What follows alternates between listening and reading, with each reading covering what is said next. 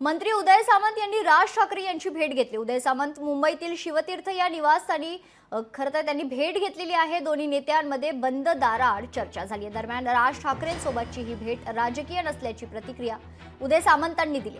पालिका निवडणुकीच्या पार्श्वभूमीवर राजकीय घडामोडींना वेग आल्याचं पाहायला मिळते।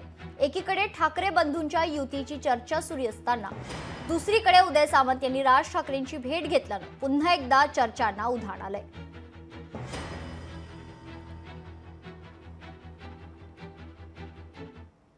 सकाळी या भागा परिसरामध्ये मी माझ्या काही डिपार्टमेंटच्या कामानिमित्त आलो होतो। मी स्वतः साहेबांना फोन केला की साहेब जर आपण असाल तर मी चहा प्यायला येतो, आणि मी चहा प्यायला म्हणून आलो। राजसाहेबांबरोबर गप्पा मारल्यानंतर काही विषय कळतात, काही मुंबईच्या विकासासंदर्भात चर्चा होते, आणि ती काही विकासासंदर्भातली चर्चा झाली। आता त्याच्यामध्ये कशा पद्धतीनं पुढे जायचं, काय जायचं याच्या संदर्भातच चर्चा झाली। बाकी कुठची तुमच्या मनामध्ये जी राजकीय चर्चा झाली असेल म्हणून शंका आहे ती कसलीही चर्चा झाली नाही। अतिशय चांगल्या पद्धतीचा चहा प्यालो, खिचडी खाल्ली आणि निघालो। ते या इकडनं पास होत होते, त्यांनी सन्मान्य राजसाहेबांना फोन केला की मला भेटायचं, मी चहा प्यायला येऊ का, त्यांना बोलवलं। त्याच वेळेला सन्मान्य राजसाहेबांचा मला फोन आला, मी ते शिवाजी पार्कलाच होतो, तिकडनं मी ते आलेत म्हणून मी घरी आलो। एवढंच घटना घडल्या, बाकी याच्यापेक्षा काही नाही। जे उदय सामंत म्हणाले तेच।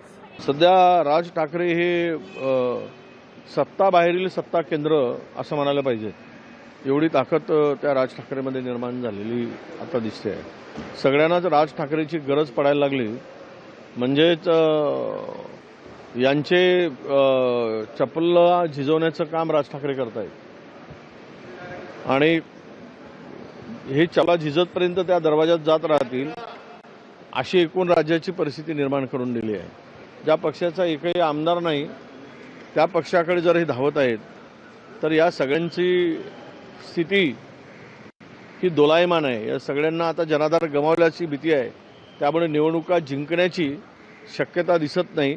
त्यामुळे कदाचित हा प्रयत्न त्यांचा असू शकेल। लोकशाही मराठी ऐका, पहा, जागरूक रहा।